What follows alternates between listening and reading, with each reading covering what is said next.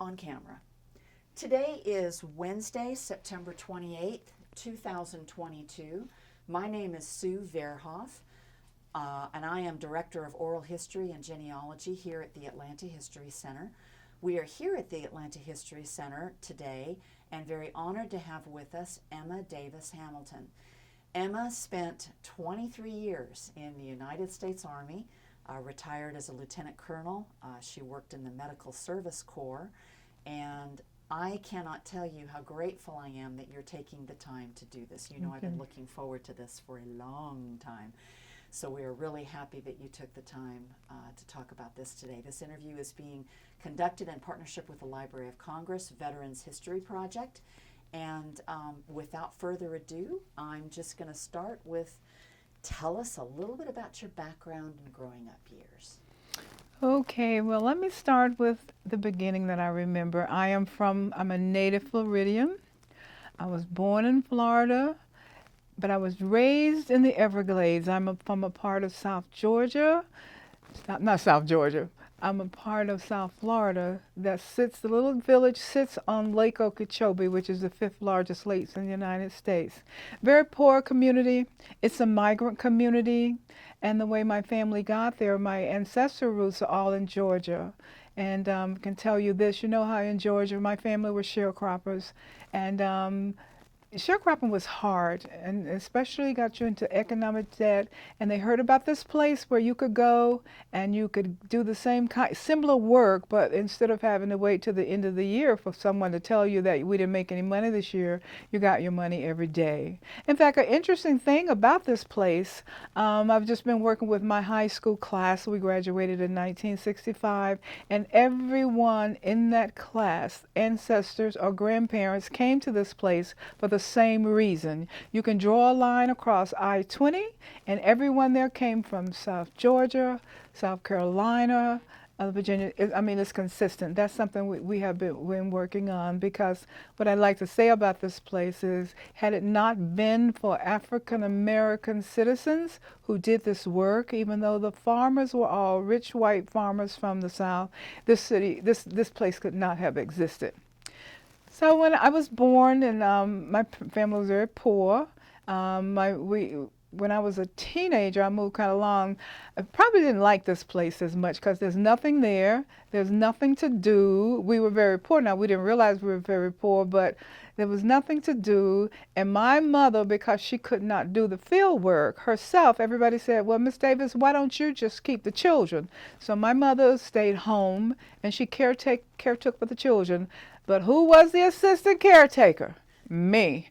We had 50 or more children in the house every day, and you can imagine there were no Pampers. So I had to wash those diapers every day, hang them on the line. Every night I had to mop the floors. So this was one of the motivations for me to get out of this place. However, when I was in school now, I'm a very uprighteous person now, but when I was in school, I guess I was kind of a little bit of a terror. I have seen the report cards from my elementary school teachers. I have seen the report. I ordered them from the county. They all say, well, she's kind of frisky and she talks a lot. I don't remember being frisky and talking a lot.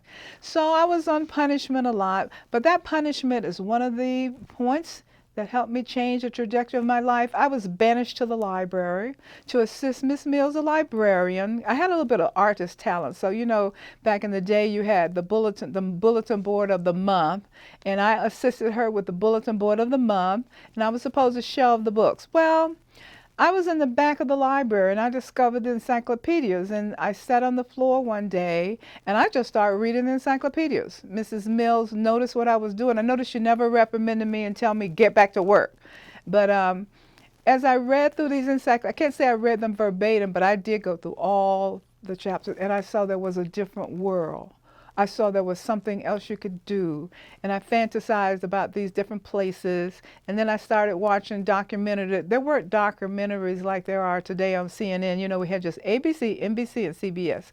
So, but that experience told me, you know what, there's something else I can do, I can get out of here, because most times we had only 75 people in our graduating class, and the reason why, children dropped out of school when they were old enough because they had to help their families. My mother was a stickler for education. I think I heard that speech every day. You must get an education. You are going to school. So it was never in my mind that I wasn't going to go to school. I tried those fields one day. One of my mother's friends took me out there to pick some beans. I had a sunstroke. My friends who came along with me, because you went on Saturday so you could make some pocket money for yourself, so I wanted to go with my friends. And we started in a row, and they ring a bell, and then you take off. My friends left me. They did not try to help me. And I said, you know what, I can't do this. And the gentleman who, my mother's friend who had took me to the field, who she trusted to take me there, he brought me home, and he says, Miss Davis, you need to send her to school because she is not fit for field work. So, and I knew I wasn't fit either. So, because of that and my mother's insistence, people in your life, it would be my mother, no matter what it took. She said, I'm going to go to school. So that was always in my mind. Half of my class dropped out of school. I wasn't going to drop out of school. I knew I had to go to school. So when I graduated from high school, now my mother was a helicopter mother. In fact, she was maybe a low-flying drone. And I knew everyone in Florida who did go to college, they went up to FAMU or they went to Bethune-Cookman. But I knew she could make her way up there. In the encyclopedias that I have been reading, I learned about Howard University. I learned about its history and its impact on African American history. And I said, she can't drive up here. That's a 2-day trip. So I applied, and I went to Howard University, which was really one of the turning points in my life. When I graduated from high school in 1965. I stayed home. We didn't have a lot of money, so I stayed home a little bit at the junior college, and still wanted to get away from my mother. And I applied for Howard, and I went up there, no money, no nothing. But I know my mother. School didn't cost like it was today. She scraped and she did whatever she could to make sure that I had money. I worked, and this was the other turning point. Before, I don't know when they started, but females could not be in the ROTC program. Females could not be in the ROTC program, but one of my work-study jobs at Howard University was working in the ROTC professor's office. I worked for the professor of ROTC, and he is the second person after my mother, and Miss Mills from the library. He was I guess would be the third person. He just decided that could be in the military, and he was going to make that happen. So every day when I went to work at my 4 hours, I was supposed to be grading papers, and Dr. Hood would bring me into this office, and he would go over his strategy for 4 hours. That's what I did. And his assistant, who I was really supposed to be working for, would get reprimanded because I hadn't done my work. But he said, but Colonel Hood, you kept her in there for the 4 hours. So anyway, so he got on the horn, and he started calling recruitment officers. Here's something that I did not know existed in the 1970s for women who could not, women could not attend ROTC, but they had something called it was called it had a name, the Junior Women's Program. A lot of black colleges didn't know about this. So what could happen in your sophomore year, you could sign up for this program you could sign up for this program, and you would go to summer camps. You would get a stipend your last 2 years of college, and when you went in with time and rank, just like the guys who were taking ROTC, but it was called the Junior Women's Program. Many African Americans didn't know about that. Fortunately, Colonel Hood knew about that, and he pressed that program for me. We went to lunch every day, and enticing the recruiter. He would invite the recruiter to lunch and invite me to lunch, and that's what I did for the whole while. So I joined the Army ROTC, not the ROTC program, but I was able to join that junior program, and it was late for me. You know what? Let me correct that. It was too late for me to join the junior program, but the recruiter saw that I got into the military, and I went to officers training school at Anderson, Alabama, at Fort McClellan. During this time, women were segregated in the military from the men, and all women at that time were trained at Anderson, Alabama, at Fort McClellan. So I'm going off now, but my motivation for joining the military at that time was not duty on a country. I heard you could travel. I had read that in the books. I said, well, this is a vehicle I can travel. So I went off, and I'm thinking I'm going to Paris. That was, I said, well, I'm going to join, and they're going to send me to Paris. Also, the timing was kind of like an economic depressive time during that time. There were no jobs. And I said, well, I'm going to do this because I'm going to go to Paris. So I did my enlistment papers. Colonel Hood was very proud. Then late one night, got on this prop plane to go to Anderson, Alabama in the middle of the night. And the plane seemed like it was going to, I had never been on a prop plane. The thing was just dipping, and I said, oh, Lord, I'm going to die before I get to Paris. And so we go along, and when I get there, okay, now it's in the middle of the night, go up to the company to sign in. And I had a guardian angel the Lord had sent with me. Her name was Brazilius. She was an OCS candidate. She was an enlisted person who was going to officer training camp. So we signed in. We tootled on up to our rooms. They told us to be back at 5 in the morning. I never got up at 5 in the morning until when I was born, I guess. I was born at midnight. So Brazilius was there, and I'm comfy in. And about 4:30, I hear her curling around. I said, oh, what you're doing? She said, we have to be up in formation at 5. I said, oh, nobody's up at 5. They're just joking. We don't really have to do that. Let's go down there about 9-ish. That'll be good. We'll go about 9-ish. She said, no, you cannot do that. We have to be there at 5. So then I thought, well, she's been in the Army for a while, so maybe she knows what she's talking about, but it's only going to be me and her up there at 5 o'clock in the morning. Well, when I walked out of that BOQ, I had never seen so many people at night walking around and marching and singing with flashlights. It was dark. They had flashlights to walk around and singing. And I said, oh, my God, what have I gotten myself into? So we go on up there, and thank God for her, because all that stuff you had to do, I didn't know about bumping the floor, ironing no dresses, doing this, being on time, in formation and all. But she saved me because, first of all, I could not iron those little skirts, and I would get demerits all the time. She said, we're going to make a deal. Look like the only thing you can do is run this buffer, because it really runs itself.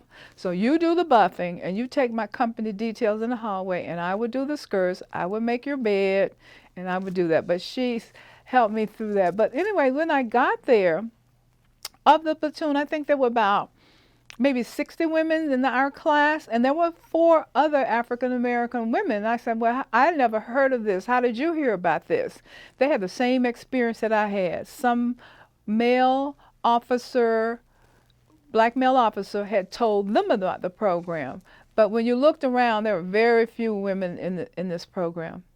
Now, basic training was kind of fun after I got used to it, because I was getting ready to leave. I said, you know what? I'm not going to catch that prop plane. I'm not going to stay here getting up at 5 o'clock in the morning and doing all this stuff and just marching in the rain. And some platoon officer told us, just keep marching in. What is it? His saying, her saying was, don't rain in the Army, rain on the Army. I said, what is she talking about? Because we out here in the rain and we're getting wet. So, and I'm not a physical person. All that was a challenge, but I made it through. So I said, okay, now I'm going to Paris. I put my paperwork in. We have that preference sheet. And do you know the women played a trick on me? They kept me at Anderson, Alabama. That was my first assignment. I said, Lord, this is not right. What is this about? And they made me, of all things, a training officer, one of the persons who had got more demerits than anybody else, probably. But anyway, I stayed. Well, I had to stay. I stayed there, and I was a platoon leader. And I see why they did it. They had very few female officers to choose from. Because when I went into the military, let's understand the statistics. Back in 1970, women in the military, let's not count the nurses and the medical support, were less than 1%. African American women in the military, you can count them on, they were less than half of 0.05%. There were very few of us in the WACs. And for you to understand, back in the day, for people who do not understand, women in the military, except for the nurses and the medical support women, all went in what I call it a catch unit, the Women's Army Corps, the WACs.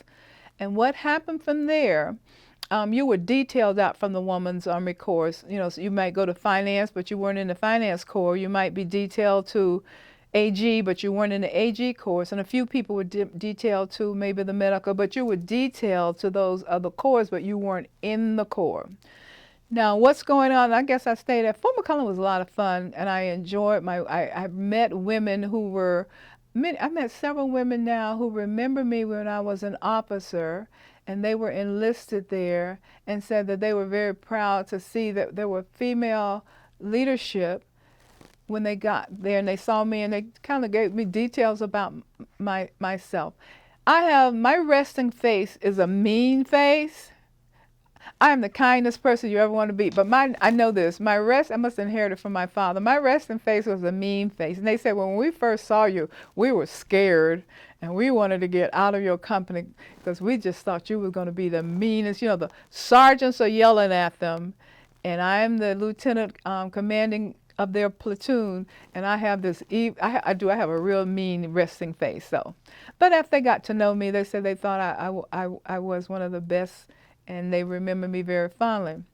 Now, let's go now.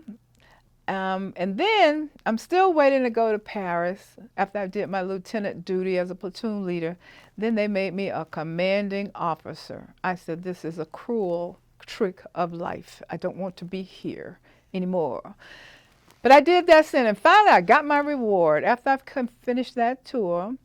And the rumblings had started. The rumblings about we're going to dissolve the Women's Army Corps had began. That talk had began, and our leadership, you know, the female leadership, the colonels and, you know, our commanding officers, of course they didn't like that. So I said, well, this is fine with me. I vote for that. So finally I get my opportunity to go to Paris. But I didn't go to Paris. I got deviated. They sent me to Baumholder, Germany with the 8th Infantry Division. And what soldiers fondly refer to Baumholder, Germany is like the a-hole of the Army. Oh my Lord, Baumholder. Nobody wanted to be in Baumholder, but you know what?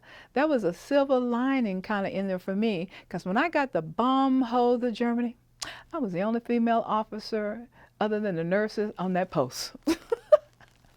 It was very good for me. In fact, men were trying to figure out how you work with women in the Army. They didn't quite know yet. And so I said, they don't understand. So, well, how can I make this to my advantage? So when they assigned me to my BOQ, you know, Officer BOQ, I said, well, this is not enough room, and they did something they never do today. They took 2 BOQs and put them together, and I had me a suite. And it's something about being with I'm the only female there, but you think when you're the only female there, the men have this kind of attitude. My peers, they were very welcome to me because the BOQ I was in, they considered me, that's our woman, that's our WAC. And so there was always some competition with the unit next door because I'm their female. And they were very good for me. They were very protective of me. I had a really good time in Baumholder. Now, I had an incident in Baumholder. You know, this is the downside of everything. As a female, you were always fighting to be recognized equitably. A lot of the men, even though I was an officer, just saw a woman. They accepted women at the hospital who were in the nurses, the corpsmen, but for me, that was an obstacle for them. I had a hard time I had a difficulty sometimes letting the enlisted men who worked for me understand that I was in charge and it was what I'm supposed to do. I had an incident. This was a bad incident. And there was no protection. I understand the women who are in the military time, there was no protection if you had a four. Now, all men weren't that way. Some of the commanding officers really did not like this, especially, and wanted to kind of sabotage and kill. After the WAC Corps, let me get my timeline straight. So I'm working with the AG Corps, with the adjutant, and at headquarters, I'm the administrative officer, had very difficult time with the men and what, they would minimize you, marginalize you, even though you were from office, you had to still do it. So I had one of these incidents, and there was no protection against the sexual harassment. I had an incident, I don't know if I should articulate this, and it was an enlisted man who followed me into a supply car and attempted to grope me. On the Everglades where I came from, women were always fighting like this. So there was one of these punch holders that's galvanized, and instinctively I reached for that, and I crashed him in the head. And he started bleeding. I had blood over my uniform, but my mindset was that I can't tell anybody, I'm going to get blamed. A lot of women who are harassed like that, even today, think I am the fault.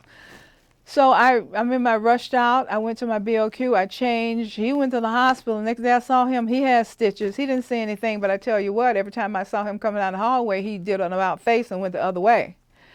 And but I didn't feel like I could tell my commander, because the old issue had come up about getting rid of the WAC Corps and putting the women into the regular corps, and the men did not want that necessarily. Now we're coming to that. It's time. The WACs is an organization that exists today that support women in the military and their issues. So they decided that they would dissolve the WAC Corps. This is the change. We got a lot of change now. This is the beginning of the change, and women will go into, not in this segregated WAC Corps, but they were put in the regular corps. So and there's a process to do that. It's a long, drawn-out process, but they wanted to get it done. So all we had to do was a one-sheet paper to select our first choice and our second choice. Okay, my first choice was Medical Service Corps. I had three choices: Medical Service Corps, Military Intelligence, and the MPs. The Medical Service Corps, you would think, would be the most amenable for this, because they already have women. Intelligence don't have women unless it's a special duty. MPs definitely don't have women. But the Medical Service Corps sent all the records back and said nobody was qualified. So while this battle was going on with the Department of the Army, they had a deadline, because they had a deadline to get this done. In fact, the WACs, the leadership, the senior leadership in the Women's Army Corps, of course, were dragging their feet, because you can see they didn't want to see themselves dissolve. So they were dragging their feet, and so they just gave us an edict, said you all need to just pick one of your corps. My second choice was Military Intelligence. So I went to the Military Intelligence, while the Department of the Army told MSC, the Medical Service Corps, well, if you all can't find any women, we'll find some for you. So I was with Military Intelligence about 2 years while they resolved that issue, and that was one of my best bosses. These men, Military Intelligence, MPs, were very welcoming and very embracing of women. I was surprised. My boss was one of the best bosses in Military Intelligence Corps, and I had a first there. I was one of the first commanders. I know Military Intelligence was the first one. I was assigned to Fort Devens, and it was a training post for the they call them Diddy Bops, the people who managed to read the Morse codes, go out to signal. They were getting ready to experiment, but I was the first female commander of a co-ed company. I had a co-ed company. It was the best. My young men who were in it, they just loved it. I have some things at the house now. They wrote songs about me. They wrote poems, but the men in my company, the young men from the soldiers, the Spec Force. However, on the other end, I was the only female there with that co-ed company. My male colleagues in the other three companies, Now they took exception to that. They would do things like this. You can't even do, you probably can't fathom this out. When we were marching to class, they would go outside and throw corn and make sounds like pigs, like we were pigs. They would do that. Nobody would do anything about that. You know, that would never happen today. But it was a tough row what you were up against. Then in a basic training course and an AIT course like we had, they had competitions on, you know, every Friday you had the parades and somebody got a, you know, as part of the morale, you got the award for who did the best. Well, we always won that award. Always won that award. So my male and men, people in the military are real competitive now. I don't know if you've met military people. They're very competitive. Even a little march like that, my colleagues were, they didn't know what to do. So they said, well, then they start feeding them some women too. Because they said that it was unfair and they wanted, so they gave them a few women. So they would line up the women, you know, you line up by height. That's how you march. That's a formation. Oh, they broke formation. They said, well, it's because they see those legs. We're going to put all our women on the right flank. And then we're going to put, oh, I remember one, I can't call his name, but he was just obsessive about a Friday parade and what to do. So, but they became, when I first got there, maybe about the first 6 months, we were real arch enemies, but those guys came to know me and we all became friends because we had to realize we were in 1st Battalion, but we had a competition, so we needed to, you know how you need to get together because we got a bigger foe than just me over here. Now this was now a major thing is happening in the military. This, you know, they got that change, co-eds. And then the next thing happened was, if you were the change on the attitude about homosexuals in the military.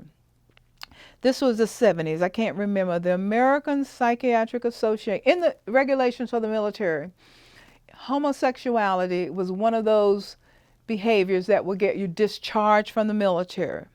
Okay. And they based that on the medical environment.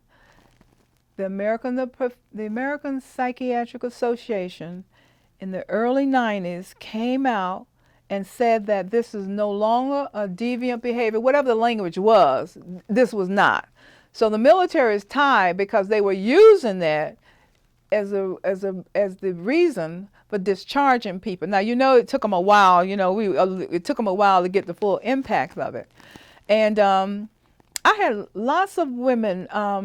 Many women were homosexuals, and that's when I learned that this is not, and what I believe today, this is not a deviant behavior necessary.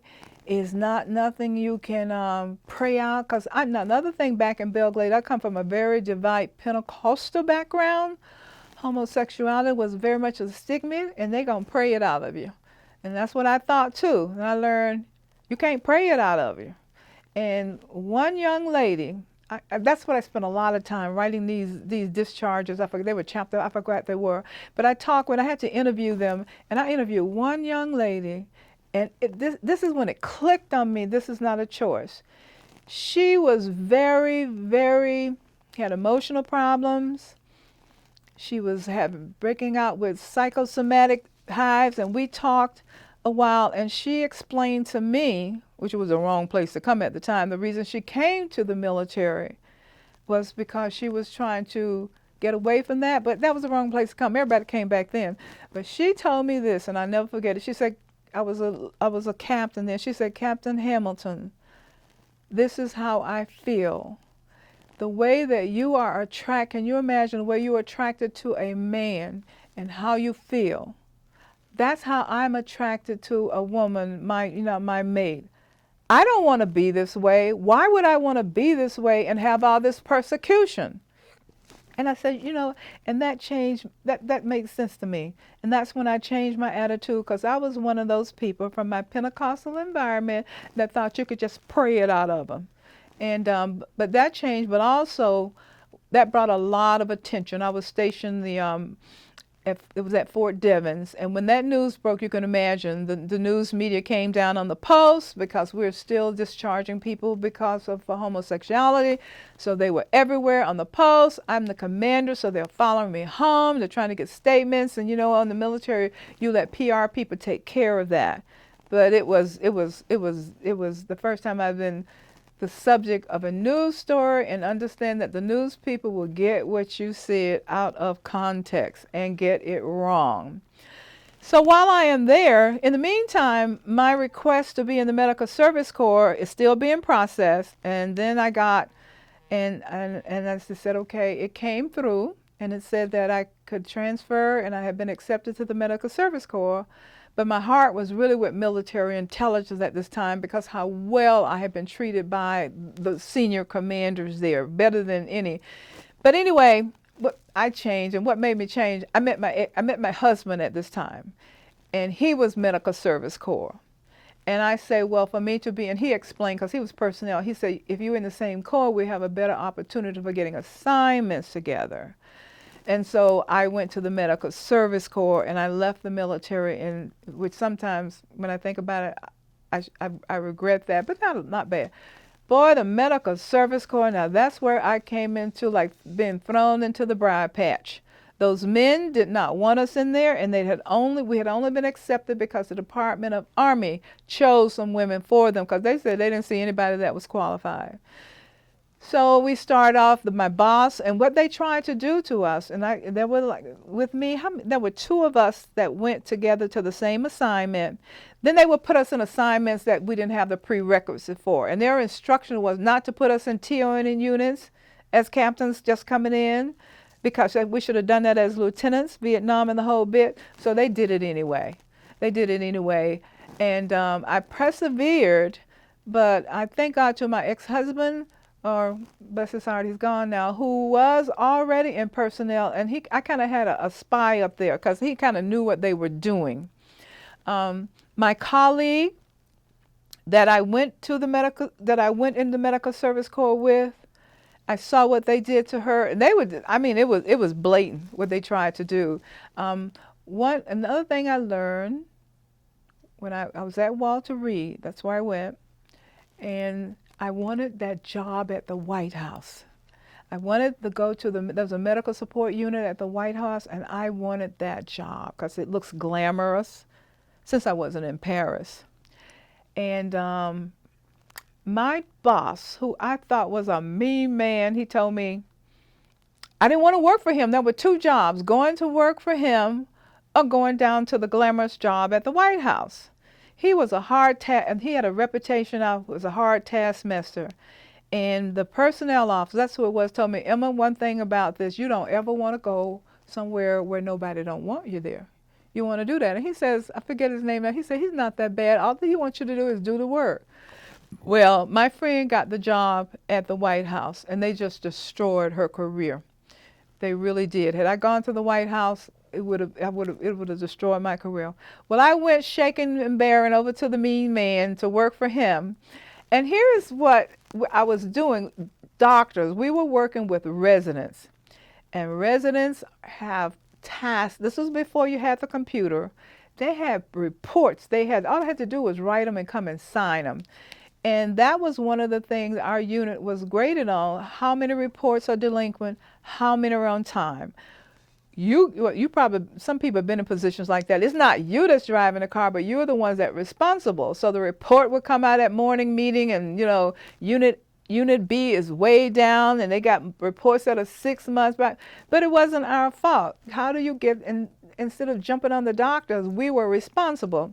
So my lead, Miss Mary, that was her name. She said, what was I doing? I think I was a captain still. Yeah. She said, I tell you what we can do. They all like to eat. And she says, what we're going to do, we're going to bake pies and cakes, and we're going to put them behind the barrier, and they have to sign them reports to get back there. I said, that's a great idea. I'll make a pie too. So we did that, and before we would let them back in the book, I was amazing. People just like free food. They would just come in droves. Our numbers went down like 100%. We never had another delinquent record after she started that. And my mean boss, that's all he wanted. He just wanted you to do your work. That was the best boss. I say he is one of my top 10 bosses that I had in the military. He wasn't mean. He just was like me. He had a mean resting face. I understand a mean resting face, but we did very well. And let me stop there. Let me take a break because I got to get my thoughts of where I'm going. On camera. All right. And in the military, what kind of changed me to wanting to support soldiers? I wanted to support soldiers. Some of the things they were doing at Walter Reed, I don't know if I should say that. Maybe we're going to have to take this out. They were doing awful things. They had the bathrooms up at headquarters. Black people couldn't use the bathroom. But they had a way they put it up there because my cleaning people, at Walter Reed, I was also in charge of the psychiatry. I was the administrator for the psychiatry unit and for the burn unit where folks were coming out of Vietnam where was injured. I had a lot of housekeepers. We were up by headquarters and they said you couldn't use the headquarters bathroom. I had another colleague over at another young soldier, and I've seen him since. Can you believe this? He, over at Walter Reed, you know, the Army did the principal research on malaria, and they still do. They had him putting his arm into the mosquito bin every day, just letting the mosquito bite him, and told him he had to do it. He had no choice. That was wrong. And I saw the soldiers they had doing this was mostly the African-American soldiers. And I said, this is not right. And so other African-American officers, well, you know what, we have to bring this to the attention of somebody need to realize, because sometimes what happens when things are going on, those in charge act like they don't know what's going on or they don't know there's anything wrong with that. I said, no. This man could have repercussions for the rest of his life. He's a young man, and you got him going over there every day, putting his arm in the mosquito bin, just letting the mosquitoes bite him. That was wrong. So that and a few other things, and change was coming, and the military now instituted this is about the time they instituted its what is it called? Their equal rights program, their fair program. It's got a name. I should know that. In fact, I'll say this today: the military's program of for identifying discrimination and deal with it, it is the best in the country. The rest of the country, now we had troubles, you know, this is Vietnam is going on, got a lot of drug problems, we got actual riots going on military bases with the soldiers. Because the next thing I went to, I got married here and I had my child, and we down in, I think we're in Kentucky, I'm at Fort Knox by now. They had serious racial incidents at Fort Knox. We had soldiers coming from Vietnam, tremendous drug problems. We actually had, I see it documented in some paperwork in a book that I'm reading, where we actually had race riots, can you imagine, on Fort Knox. So I got involved in that, and I'm supposed to be the spokesman for it, and there was one of my colleagues, and it was just devious and obvious. They were blaming him for enticing the troops into race riot, and that's not what we were doing. We were there trying to squirrel it, trying to talk to the soldiers, and but that equal opportunity program that they put in, it enlightened my eyes, because everybody had to go to the training. I think it's mandatory. You got rated for that. I've been out of the military since about 1993, and you were rated on that, how well you supported, how well you supported equal rights or whatever they call it. So we had this training. I'm from a very segregated place. My first time dealing in, associated with white people in the military, which was not that bad. But we would have these sensing sessions, and I think you could wear civilian clothes. I didn't think white people would do that, actually confess and say the kind of things they had been doing. This one soldier was a friend of mine, said, yeah, my colleague, and they were telling on each other now, John Jones in Company A, he says he don't want these black people in there, and he wants as many as he get out. They were just saying this. This was like, we're in the 80s now. They were actually saying it. I couldn't believe that they were saying. And then they would confront each other. I guess everybody got comfortable because we're in civilian clothes, we're off the post, and he would dare them. I think he got out of the Army after this because he called out his commander. He called out his commander for the unequal things that he knew his commander had been doing. And I think he was planning on getting out, so he got out right after that. I don't think she was saying. But as I move along, though, I found out, as bad as it is, or as good as it is, the Army's racial program, and I think it's still today, is better. It's the rest of the civilian world could use that as their training. It was good. We got to know each other and be able to talk to each other, and I thought that was a very good thing. And it was like they never knew us.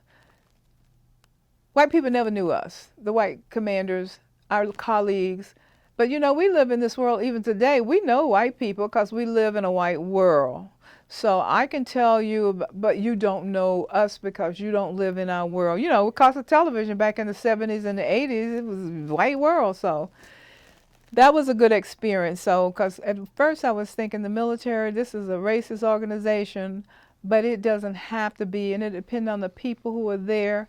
And most of them during this time period when they had really got on the military bad, because see, it was hitting the news. It was hitting the news, and the military don't want nothing on the news about what was going on in the military. So a lot of changes were going on there.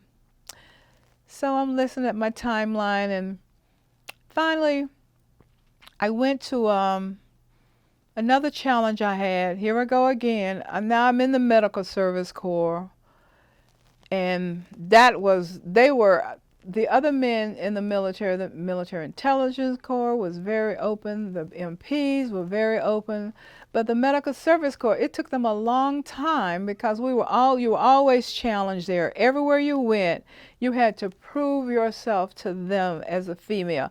I had one commander when I reported to command a company in Landstuhl, Germany. It was by this time everything is co-ed. And I'm in the interview with him, and he looked at me like puzzled, like, okay, what do you do? And I'm, like, what do you mean, what do I do? I'm an admin officer, I'm a hospital administrator. That's what they sent me here for. I wasn't thinking. I looked at him, I said, well, what do you do? Then I caught myself, but, oh, he was a challenge too. He was a challenge because he would always give me, I call it the scut jobs, but whatever job they give you, I know how to work with I had good enlisted people. They said, well, Colonel Hamilton, don't worry about it. I was a major then. We can do this. And so thank God for him. I don't know where he is today because the enlisted people knew what was going on. We're kind of new. And he said, don't worry about it. We can do this. And so we did it. He educated me. I educated him, and we survived that. But I think it was a struggle until the end of my career in the military with the men. And I'm glad to see now that, I've been out of the military for many years now, that then you saw the first thing I saw at the beginning of this, you saw them putting women in other corps. I see women now, they can even be in the infantry. They can do everything. That whole woman thing is gone. And but the thing that I don't like what's happening in the military is the sexual harassment and abuse that the women are experiencing. Now, I have PTSD, but it has to do with, I don't know why, it has to do with I can't be in an enclosed space. And so they said it's classified in that DSM manual. I have a severe case of claustrophobia, and they said it's so funny because they said, well, it's classified under a neurosis, or I'm neurotic. Sometimes I have fun. I date some men that tell them, I said, I'm neurotic, but at least I'm not psychotic. That's one up. So when I got out of the military, I had to go to the VA, and I'm in treatment for that. they put me in a group, and all these young women, a lot of young women in the military now, I would start these groups in the late 90s, in the early 2000s, and these women are coming in and they being sexual harassed. I said, I thought men had stopped doing this kind of crap. And they're crying and they're really affected. So I'm in the group, and the leader, and I'm listening at these sad stories, and I'm thinking about, I say, and what happened to them? So I'm giving them some of my advice, Emma Hamilton advice. I said, girl, here's what you do. You can take this out. Take what you want to do is, if anybody ever approach you, just kick them in the midsection, but you kick them 2 times, because that's going to disable them. And then you take your hand and you do this. Don't be crying. That's what y'all do. So the social worker, the psychologist, kind of took me aside and said, Colonel Hamilton, I don't think this group is for you. They kicked me out of the group. And I said, no, I don't understand. Y'all need to teach these women something to defense and let them go through all this psycho trauma. This is wrong. So anyway, they put me out of the group. So then I had one-on-one counseling. So anyway, we can make a pause. Okay, we're on camera. All right, so I'm coming to the end, and I'm thinking, listen, my son is, now my marriage is not what it should be. In fact, I'm getting divorced. My son is getting ready to have some trouble, and I know I needed to spend a little bit more time with him, because I remember one incident. I went to pick him up at the daycare center on post, and there are a lot of children there. Not very many officers like me that have children there. Never a lot of us anywhere. And the mothers, the civilian wives, they would pick up their children early, right after school. I didn't ever get there until about 6 maybe, and he would be the only one there maybe sometimes. And I remember one day I went over to pick him up, and he was so excited. It was like, I have a mother too. This is my mom. This is my mom. And it touched my heart. I said, you know what, I need to do a little bit more. So I made it a habit sometimes of just going over at lunchtime when all the kids could see that he had a mom, and having lunch with him. So now, he's at an age where it's time to make a decision, because I might have stayed longer, but my mother was here in the United States. She was getting older and sick. I wanted to bring him somewhere to stabilize him and spend more time with him. So I decided that I would retire. And the decision to retire, I did not go back to Florida, because another thing that the military afforded me the opportunity to do, and I got very interested in history. All those books that I had read in high school, I started going to the places. And one thing I do even to the day, when I travel, I look for the African presence in the places that I go. Because believe it or not, there's a significant African presence in Russia, for example. And a lot of people don't know about Alexander Pushkin. He is I would call him the Shakespeare of Russian literature. A lot of the fairy tales we read, he wrote. But I was telling Sue, Peter the Great brought back a African from his exploits. His name was Hannibal, and he made him a general in his army. And Pushkin is the grandson of this general, very famous. So I went around Europe looking for that. So the military offered me the opportunity to go to historic places. I learned a lot of history in the military, and it prompted me, when looking at all these people, what was my own history. And I started my genealogy search there, and that's my real focus now, finding out who I am, where I came from, because where you came from will tell you a lot about who you are now and give you some clues on what you should do next. So that is what I do now. I'm retired, and I'm a genealogist, and still interested in military history, still interested in my own history. And right now what I'm doing is going back and looking at all the people that were in the military in my family, because my father wanted to be in the military, but I had some disabilities that he could not be. But I'm finding other people. So the military, to cap it off, taught me about myself. I was maybe a little bit intimidated and shy, but it taught me what I could do. It gave me strength of character, and I'm a strong defender of the military. A lot of people, especially African Americans, have a disparaging view, but without the military, we really wouldn't have this country as we have it today. And I was in the military at a time, when it was really a lot of anti-war protests. And I'm a defender of the military. I am so blessed that I made that choice, even though I was going to Paris. But I'm glad for the experience, and I would not trade it for anything. And then the other wonderful thing is military have great benefits, y'all. And people criticize the VA, but the VA has been very good to me. It ain't the VA's fault. It's the politicians who sit up there and criticize the VA. They criticize the VA, but then when the VA needs something, they're not appropriating it. It's not the military. The military want to do right by their soldiers.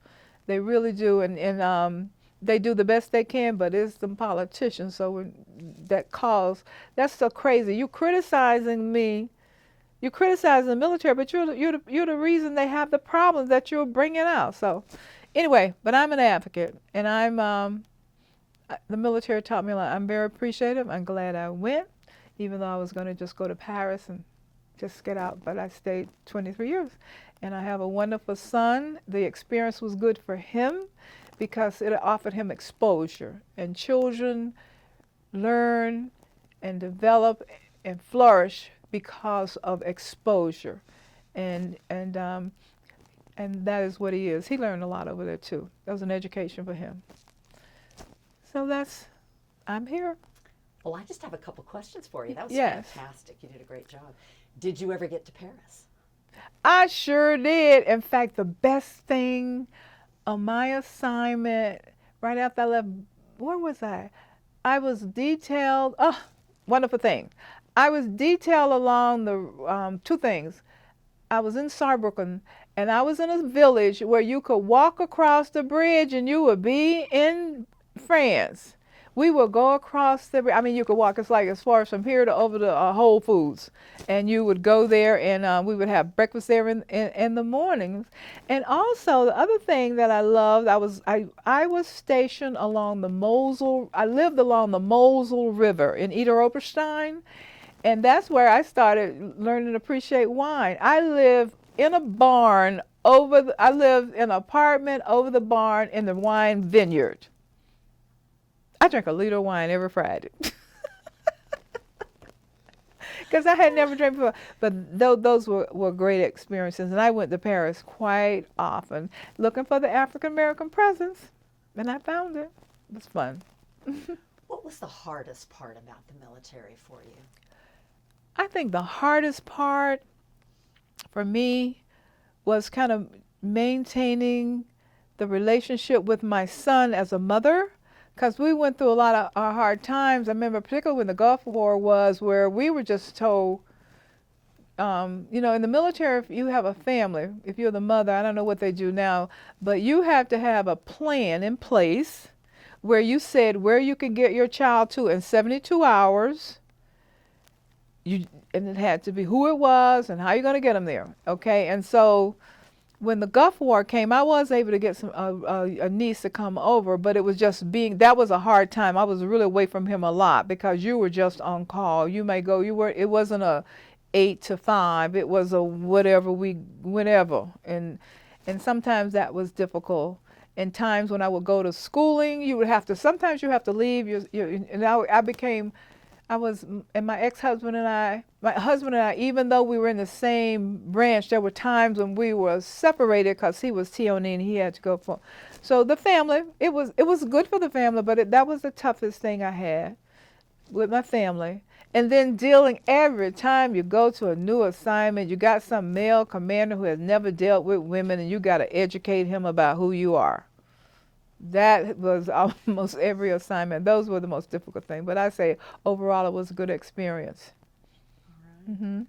Well, I think you're a fabulous example I was going to ask you what would your advice be for young women, but I think you've given some wonderful advice for young women considering the military. I think you've set a wonderful example. Mm-hmm. And since I've been back, I'm involved with I'm familiar with an organization, the Association of Black Women in the Military, and that is what we do. We try to offer mentorship to not just the women, to women especially, and to any young people that are considering going into the military. Because the military is not a bad place. I would advise it for anybody. I think we should be like the Israeli army. Everybody go. For real. I would agree. I think that's a great Yeah. idea. Is there anything else that we haven't covered that feels important to you? Anything else that you'd like to share before we wrap up? I think I've kind of have shared it all, but you know what I'm interested in now? I think I've shared all of my experience, but I'm really interested in the experience that the young women are having that are going in now.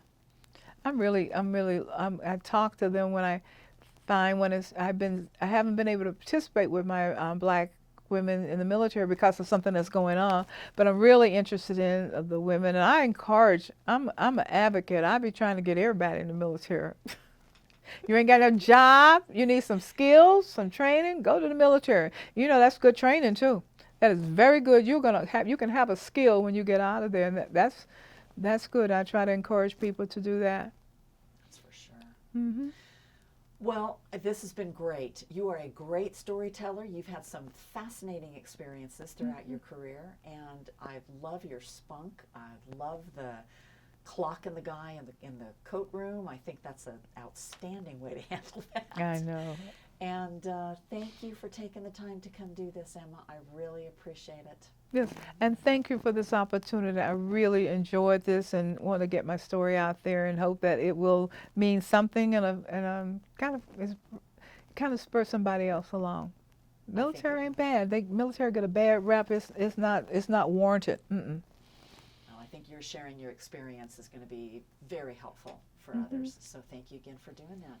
Thank And, you. We'll wrap it up. Thank you. Okay. And All right. off camera.